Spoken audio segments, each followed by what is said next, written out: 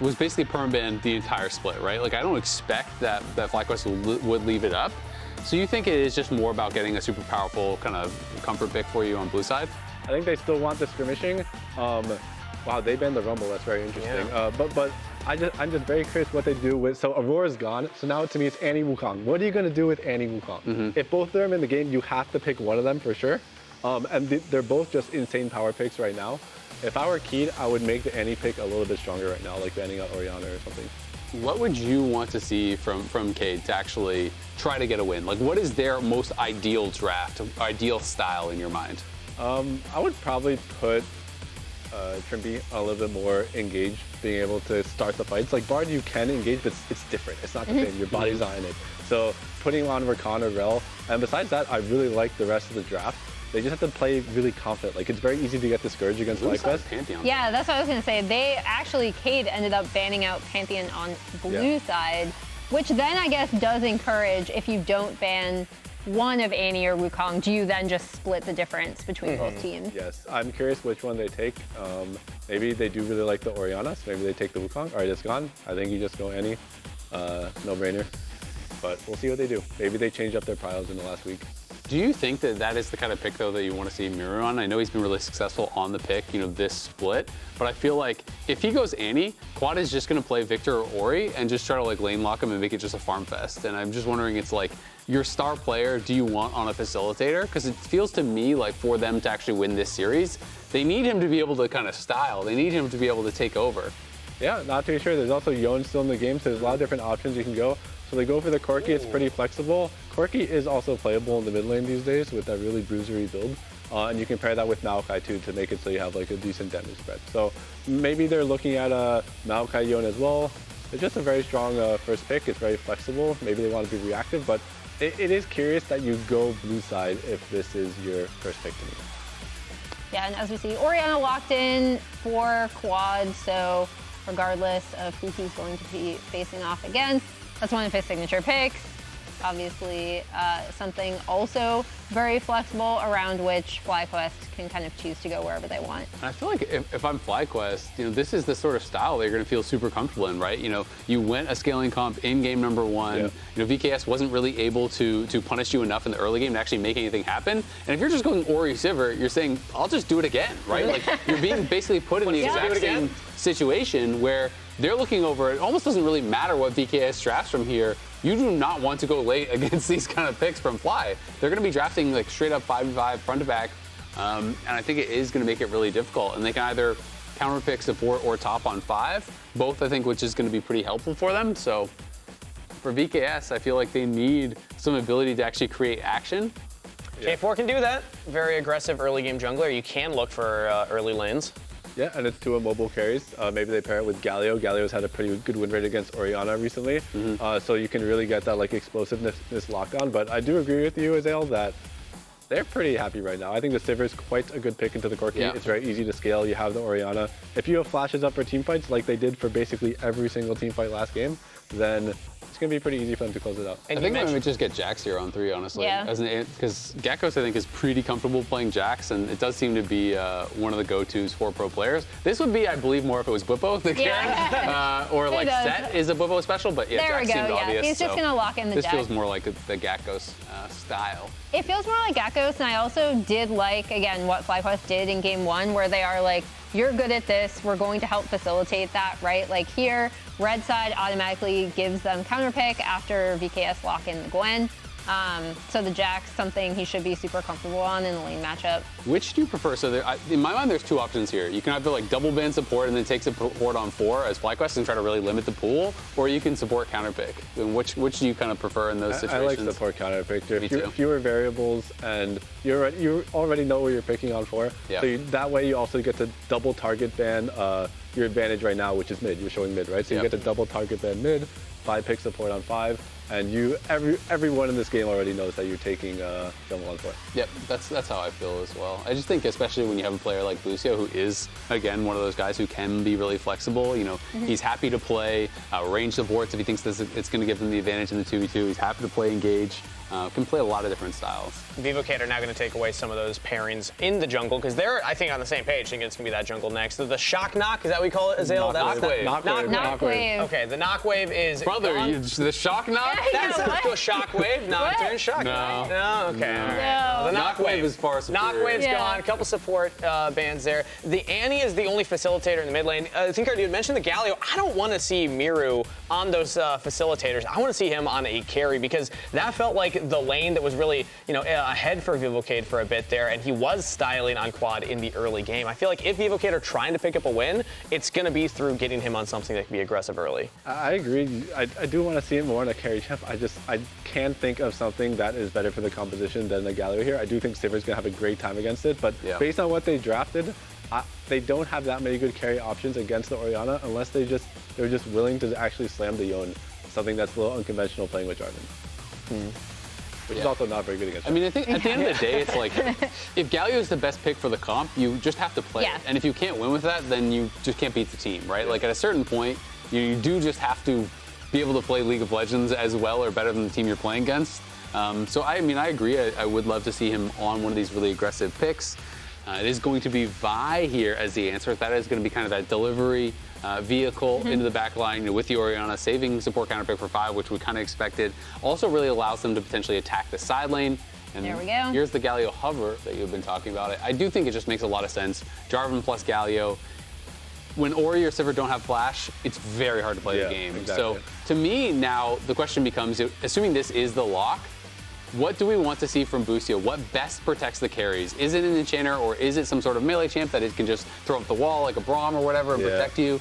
Where's your head at with that? It really depends what Trimby locks in. I think he's going to pick the Rakan here, which enchanters are very, very good against. You can go for Nollis, but Nollis against Sivir is just not very good. And you don't have the Alistar, you don't have the Realm. Do you like Renata if it is Rakan? Because to me, I feel like Renata is super strong Renata is very good against a bunch of melees. It's quite good with Vi, right? You can it's very easy to send them in at the same time. There we go. They take away the Renata, which is quite good against the Vi. I haven't seen it that much with Corki. Very interesting takeaway. I kind of like it. There's no way they saw it. Me too. Yeah, no, I wouldn't have expected that either. So now I'm immediately thinking things like Karma, things that are going to be able to poke, because I feel like Renata has a much weaker lane into range matchups and can kind of struggle there. To me, Renata always struggles against range and against poke.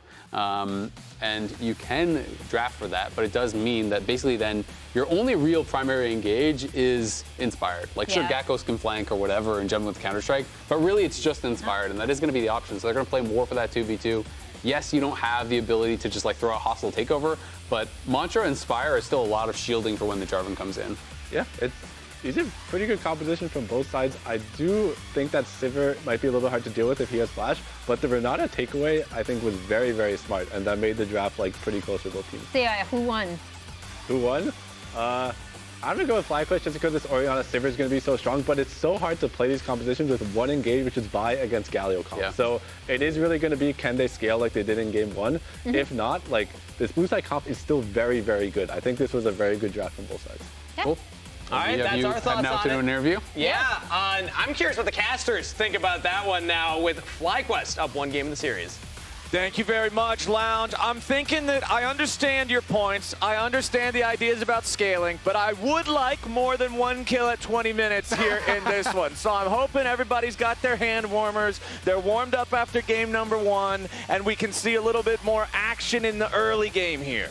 Yeah, I mean, maybe we get some Jarvan action. I do really like how Galio and Renata can both be used as counter engage to a Vi or follow-up gauge to their own Jarvan going in and try and punish the low mobility carries of Orianna and Sivir here. So a couple of flexible options there for VKS this time around. But I do kind of like what FlyQuest have set themselves up with, and especially for top lane with how well it went for Gakkos last time around. Getting him the Jax answer into the Gwen this time around. The Gwen is going Ignite here, so be a little bit extra careful about the all-in. I think getting Gakkos counterpick in as many situations as they can is just very important in keeping him comfortable for this series. I also do like what ThinkCard said about this just being a good draft for both teams. There's a reason that both of these teams won the North and the South respectively. They know how to pilot many different drafts and be very flexible in this Fearless format. So the Renata pick is great. Kobe, you mentioned that the Karma just doesn't look good to you. We blame Ayla for that. The recent Karmas that we have seen have not looked so good. We just feel like at top turret at some point, he's just going to die to the turret randomly. Just not sure. But in the context of the team composition, Karma Sivir, extra move speed, big empowered shields if someone does actually get caught in the Jarvan Galio, which would be, to me, the one weakness of this team where Orianna and Sivir do not have innate dashes. So it's going to be an interesting game to watch. Yeah, and for lane phase, it's actually really nice to have Karma, obviously. You know, you have really good poke there, your Karma poke and your Sivir poke, so we'll see how much they can get done. All right, it's level 1. The minions have collided, and while we're waiting on the action to break out, we got ThinkCard standing by for an interview with Vivo Keyd Stars Coach Seal. You're on. Hey, I'm here with Coach Seal. How are you feeling after the game 1? And I think the specific question I have to ask is, I think the Renata takeaway is very smart. Can you talk us through the logic there? Yeah, I mean, they're definitely going to come into us, and I mean, they can choose to play on 2 turns because they outrange us, right? And so we kind of want to force them onto like the outrange option and look to dive them, like counter dive them. So that's kind of the reason behind taking away the Renata. But most importantly, it was more so like, where can I put my playmakers in my team? And it just seemed feasible for me to put Trimby on Renata here. So because I think he has a lot of things he can do in this game. Yeah, I agree. Honestly, I thought that FlyQuest had the better draft, but until you took away the Renata, I was like, damn, like it's actually really close now. So thank you, Seal, for your input, and back to you guys. He's dead.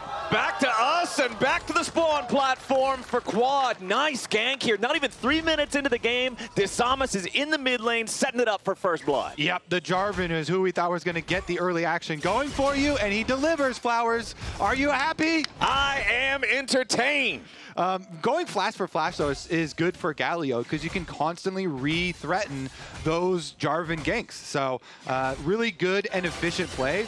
Now, 3-camp ganks have become a lot more popular this year with the changes to jungle. And we see them quite frequently, but it's very efficient to just do full red side, pass through mid on your way to your other side here. Yeah. Just takes a couple extra seconds, Very good, and guys. especially because the setup was so good. Yeah, And when you have a champion like Jarvan, Yeah, I also got to say that that's the first kill of the series for VKS. So they were really hoping to pull something off early. They don't want to get outscaled like they did last time. But just a reminder, this is the #1 team from the South, and they have quite a history. They certainly do, and you know, coming back in 2003, and Coach Seal said it was going to be like this 5-year plan, and he's made a lot of changes. A lot of faces. The ones that we want to focus on are the solo lanes, as solo lanes right now are pretty big. Gakkos nearly gets the solo kill, but instead he gets ignited. The minions are also going to attack him. Inspired ends up making the kill come through for FlyQuest. So it is still advantageous for FlyQuest because they get the assist money as well because Inspired shows up to help with that. But Bowl doing a great job there dealing with Gakkos. Gakkos thought he had enough damage and just barely missed out on it. Ooh, yeah, and then Inspired, he's able to E, and the AoE from his E activation through the turret onto the Gwen to actually secure the kill. It does get Gakkos the assist, but Boao in the 1v1, you know, gets the full kill credit there. Did have to invest all summoners from both players here as Gakkos teleported right back out. Yeah, really aggressive from Gakkos, not having the Ignite advantage in that matchup, right? Boao will take the Ignite to try and avoid situations like that. I think very well played by him, though, to get the kill back. Still keeping the gold very even, and we're definitely getting much more action in this one than we did in Game 1. Inspired, though, you know, a pretty efficient guy. This is someone we always highlight. So he got to do a full clear into collecting that actual kill and steal away Gromp.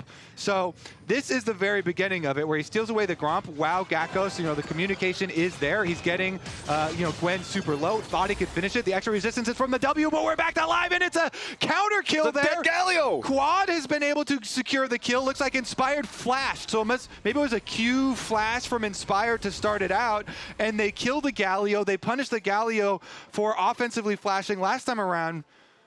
Yeah, we mentioned last time, like, oh yeah, this is great, going flash for flash with the enemy guy because you can set up those repeat ganks. So can he. Yeah, absolutely. Inspired, keeping up his efficiency.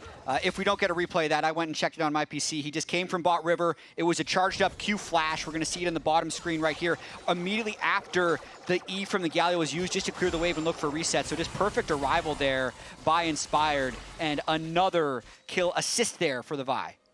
Really, really big stuff from him. This is a guy that everyone has talked about so frequently in the current year and the previous year. Yeah, actually, a lot of talk. Even the South players that we had on the Pros podcast, we're talking about, they would vote him as the most valuable player from both leagues. So a lot of respect there. Meanwhile, he's at it again. Yep, Inspired's ready to arrive and shut down Boal up here. Gakko sets it up, Inspired collects it, and that is Feats of Warfare claimed for FlyQuest. All done by Inspired. 2 kills and 1 assist. Ganks are 3 for 3, as well as being up in CS. That is the perfect first 7 minutes for the Vi. And I want to keep highlighting, he's still clearing his camps while he's doing this. So he's just adding mid lane and top laners as extra camps on his clear and stealing away enemy Gromp. So like his farm is already ahead. Currently his blue's getting stolen. Ooh, he might fight it though. And he's got smite though, so that definitely should be a steal for Jarvan. There you go. Good, at least little answer there for Jarvan to at least steal away blue. But Inspired has been incredibly time efficient with these ganks that he's gone for too.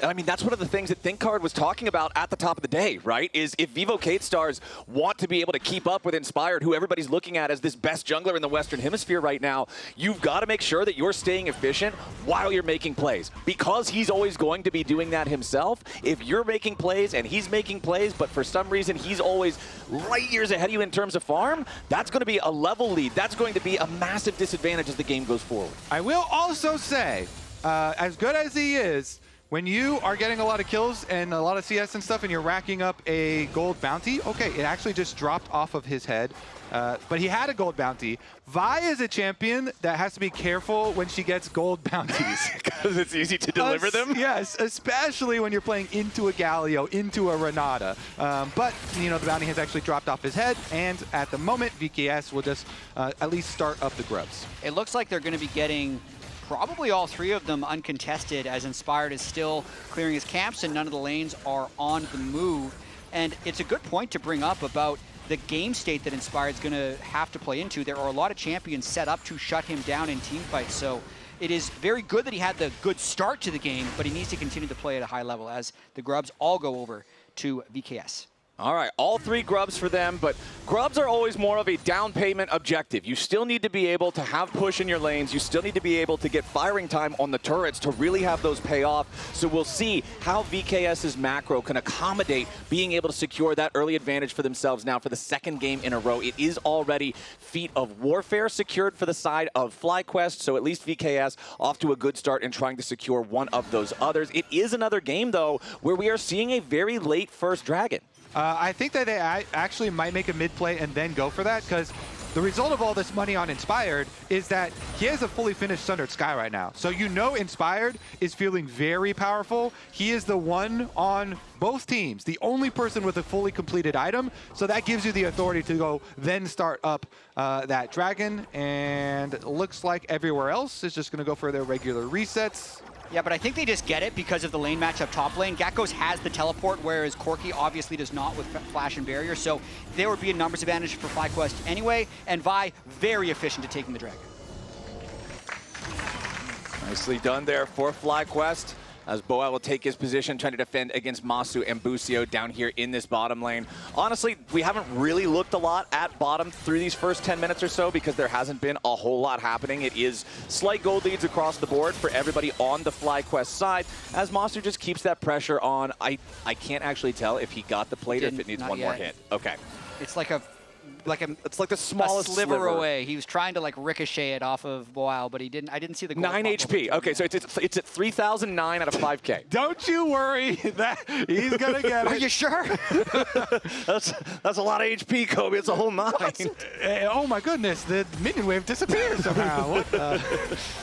All right, plate secured there for Masu, getting this Sivir fed. We touched on it a little bit earlier, but the combination of the Sivir and the Karma together with On the Hunt plus the Mantra E just makes you so incredibly fast. And if FlyQuest does keep up this early game tempo, you know, they're already 1,500 gold ahead. That's pretty good for 10 minutes into the game. It can become very scary for VKS anytime they're away from the turrets. I completely agree, but also with FlyQuest having this early gold lead, that doesn't necessarily mean they're going to get more aggressive, because the way they win this game is they get a lot of durability on Orianna, who's getting ganked again. Okay, Quad under pressure, flashing out of the Cataclysm. So at least the Summoner spell earned for that Jarvan gank. But with no flash, that does mean he's going to be a target for the next Galio ultimate if they fight around an objective. That's why he needs to have the durability, and preferably Azonia's. And Sivir also with the barrier as well as Spell Shield. That's their defense against the Jarvan Galio combo. If they fight without those tools, that's when they're going to be most vulnerable. I mean, they're kind of rotating in here through the jungle to try and keep up their pressure as well. Orianna in the side lane, they definitely could prey on. So, like the look here from VKS, remaining aggressive in the early stages. Okay, Busio's going to fight off Disamus. We do already have the Rod of Ages stacking for the Orianna. We've got the tier about 2/3 of the way charged up towards being able to immediately evolve into Seraphs once he completes the Archangels. I'm right there with you, Jet. I think it's going to be Seeker's Arm Guard as soon as those first 2 core items are done, and then he'll be feeling great. FlyQuest have to be very careful at the moment. A lot of pressure here. VKS really do want to make some sort of move here with Jarvan ultimates. You know, either get a flash out of the Sivir or try and punish the flashless Orianna. So Orianna, you know, is going to be the main target, but looks like he's pretty far pushed up. Inspired is going to hover around, and full protection from FlyQuest. So very nicely, I feel like, done from there. They're Here really comes the going for a teleport, play, though. Teleport flank behind him. Okay, Boal looking to make a play on the bottom side at the same time as Morteos has to try to flash away. Reinforced now by the grand entrance from the Galio. Inspired in some danger here with the Vi, but he wants to turn it right back around onto Disamus and the Jarvan. Meanwhile, bottom side, Quad versus Miru. Not quite going to work out the way they want it to, as Busio and Inspired and Masu are still fighting back here in this 3v4 in the mid lane. Boal did drop to Quad down there in the bottom lane while the massive fight was happening in mid. That's so good for FlyQuest. A small miracle that Inspired is able to escape there using his ult on the way out. And I gotta see how Quad got that kill. See, Inspired's just good. That's how he escaped. He actually He's just good. He created the space, and he has, since he has you know, the early lead, and then he uses his ult to get back to the Galio. Busio actually does a good thing. He walks up next to him. They heal and try and walk away, plus using his shield. But I think the reason why Miru dropped down to Quad, or Boal dropped down to Quad, he thought Miru was going to come to him. Yeah. So on this teleport, the call is probably kill this flashless Orianna. But because Inspired and Busio start the fight on the other side, Galio ends up going over there. Yeah, see, he actually was walking towards the Orianna, so that probably communication was like, Boal, move up, you know, play aggressively into it. And then they have this juke on the other side from Inspired. He goes over, uses his ult to cross, and then they move on up. Weirdly enough, the Renata ultimate actually helped Inspired move away from the rest of the team as well. It's the icing on the cake. And the last thing, too, the root from Busio on the Karma that locks up Miru as he tried to hit the Galio taunt, so no efficacy there either. Yeah, so it seems like they've got the comms of, hey, Galio's going to teleport in. This Orianna has no, you know, flash, so Boal, you're free to grow aggressive. But then he went to the other side of the map, and Quad's like, great, I'll take the 1v1, because you just used everything. Yeah, I feel like Trimby knows that that play was really bad for their overall state of the game. Already down 1 Drake, next one in 20 seconds. They expended a lot on that play with the teleport just to have it not go their way. And while all that was happening, Gatkos was getting free experience on the other side of the map as well. So that entire 1 kill for 0 for FlyQuest was essentially a 4v5. Yeah, and money for himself. Trinity Force fully completed, extra call fields, Warhammer, Intel as well. Jax will be an issue this time around. 20 seconds until the Rift Herald spawns. The second Drake is already live here on the map. Lost Chapter in the inventory of Quad alongside that now fully stacked tier, so he's about to hit another power spike on his next purchase once he can buy that Archangels into the Seraphs immediately.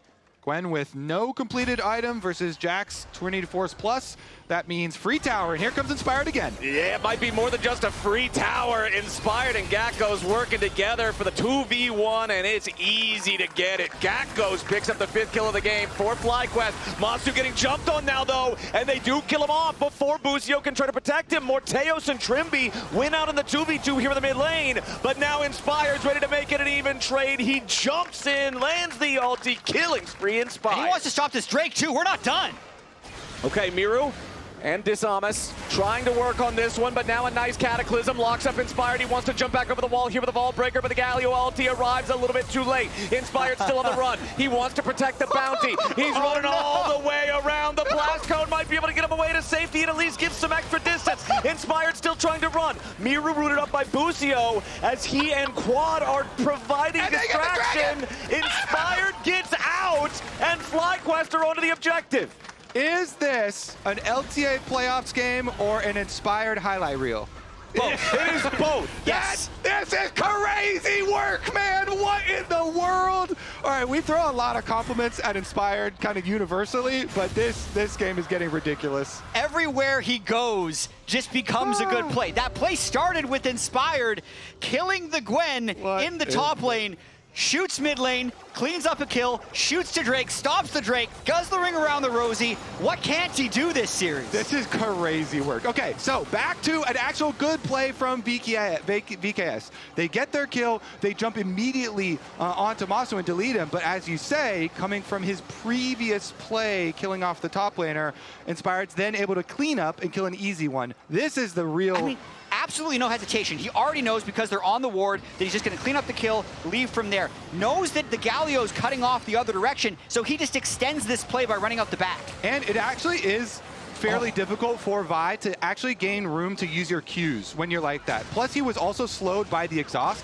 but he moved down perfectly to the bottom side of the Cataclysm to find the only open space for him to be able to release his Q without hitting someone to gain the distance. And then he releases the other one to avoid the knockup. And then the Blast Cone is there for the instant dragon pickup. It's like actually crazy. And he knew he could run behind enemy lines to escape because he just killed the only other 2 guys that he wasn't seeing on his screen. There was no way somebody showed up to cut him off. Beautiful sequence there from Inspired. Obviously, while we were watching the replays, the Rift Herald was also taken, secured there by FlyQuest, who are 5,500 gold ahead now, 17.5 minutes into the game. They are stomping game 2. They are, and I really do not want to lose the performance of Gakko's despite Inspired playing so well, because for a player that is this young, that only got 2 stage games with FlyQuest throughout the entire regular season, to come into a high pressure, basically finals qualification match, winner of this goes to the grand finals, and be way up on Aurelia in game 1, and now with the Jack counterpick into Gwen in game 2 being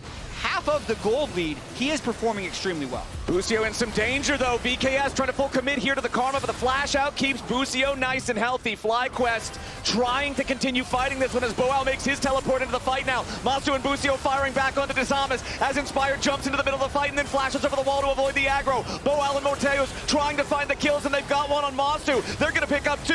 Trimby's under pressure though, and Gakko's has the counter strike to beat him down. It's a bloody battle as FlyQuest lose both of their carries, but Inspired and Gakko's are both still alive. The front line, the bruisers here on this team are so difficult to deal with. It's a 3-for-2 for FlyQuest. Looks like Miru was able to escape on the backside of that fight, but that was just an insanely well-played fight all around. FlyQuest playing at the max range this entire time, using the speed from the Karma and the Sivir to buy time for Gakko's to arrive on the back end. That felt like the last fight that VKS had in them that they could possibly win in this game, and FlyQuest, I think, outplayed them. Yeah, so they start with the opener on the bottom lane again, which I do like from VKS. Busio, though, still had flash, so they're able to create a lot of time. Here, I think the Galio ult is a little early because FlyQuest aren't yet committed to that area of the map, and so Inspired kind of baits it out a little bit, I guess. They were a little bit antsy there. But then, with the Renata bailout here, gaining a little bit of time, VKS actually came away with, multiple kills there, considering the state of the game and how far they were down. I shield for you, Masu, when I spawn.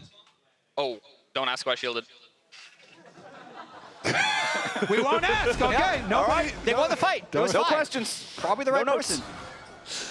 FlyQuest still up about that 6,000 gold. And yeah, considering how far down VKS was, getting a 2-for-3 fight isn't that bad, but the clock is ticking against them. FlyQuest is continuing to build advantages. Otacon has now spawned on this bottom side of the map here yet again, and we're seeing a lot of bodies in the area. Yeah, VKS, they just have to be very careful about the timings of their Galio ult and their Renata ult, because those two are really big teamfight winning ultimate abilities.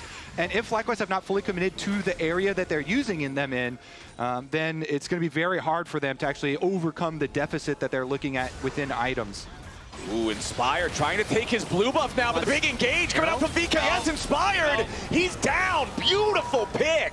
Arrives from Vivo Keyd Stars on the enemy jungler, but now Trimby's under pressure. Gakko's going in here for the 4v5. Renata ulti doesn't get a whole lot of value. Trimby casts the bailout on himself, but it's not enough. Now Boao looking to put the pressure onto Matu as Disibus jumps into the back line, but it is not enough. Matu survives for so long as Gakkos has to try to get away from the enemy AD carry. He runs for the brushes, but he cannot escape. Quad and Bustio versus 3. Miru drops down. It's a 2v2 in the back end of the fight. Morteos tries to go in and find the damage, but Quad gets the kill. Boao wants to get Bustio, but he can't find him. It's an ace for 3.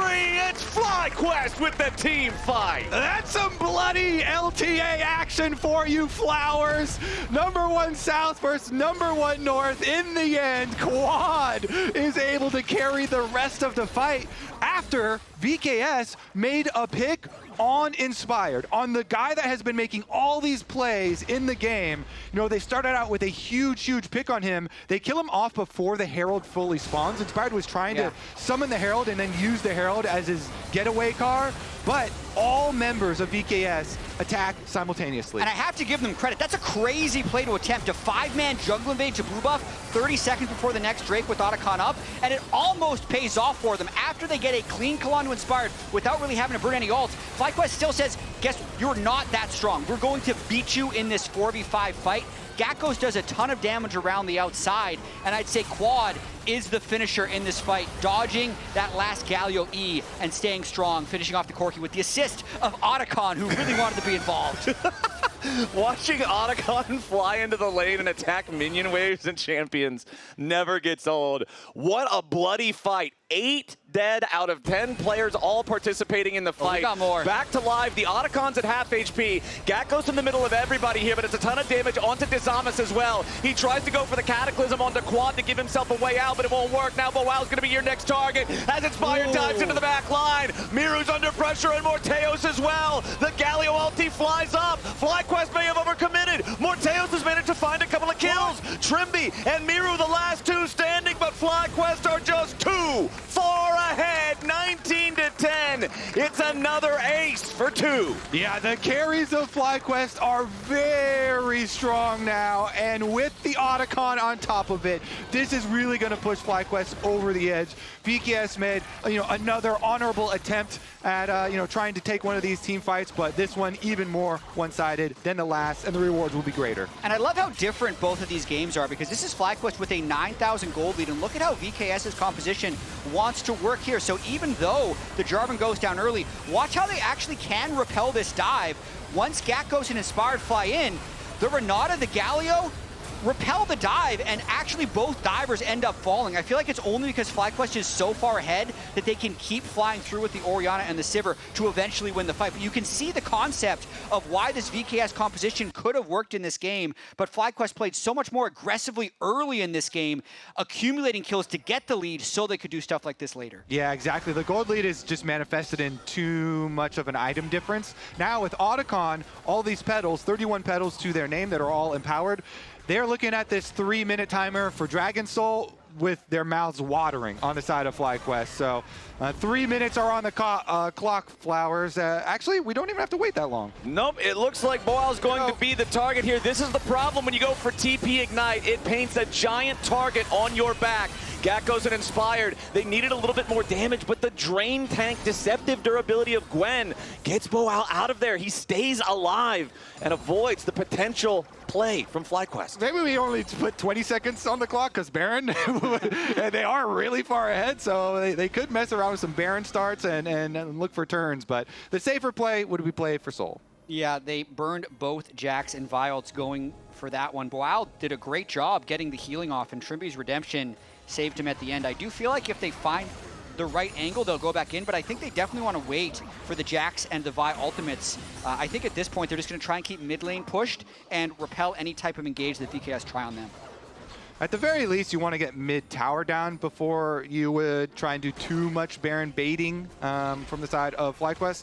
The mid tower is some nice defense for VKS to actually work off of and get some positioning, which is allowing them to go get plenty of Baron vision at the moment. So probably just play for Soul at the moment here for FlyQuest, although this play on the top side, VKS looking around for some objective bounty maybe before things get too spicy, but don't think they can overcommit to any side.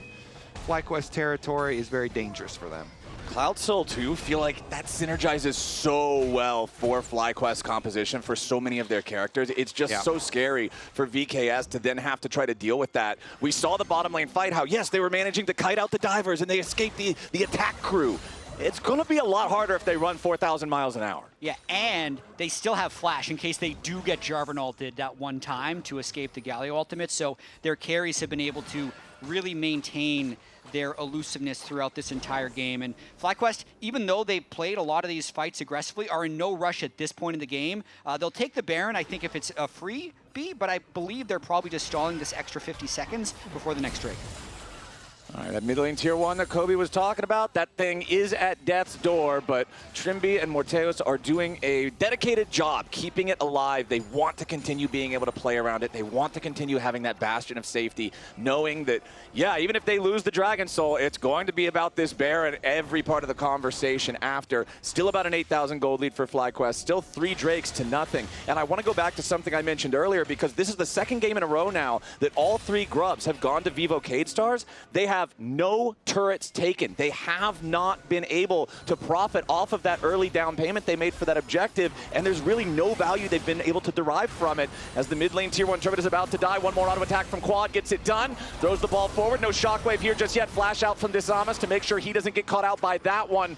Would have been a terrible time to lose your jungler, as FlyQuest now take the objective and march over towards the Dragon Pit. Yeah, and Trimby's flash too. That was a high value shockwave. Quad gets 2 flashes before the Dragon Soul fight. I wonder, does that mean, okay, they're just going to send it up towards the Baron area. VKS are running up there at the moment. They want to at least threaten. If FlyQuest are going to take Dragon Soul, we're going to threaten you at Baron.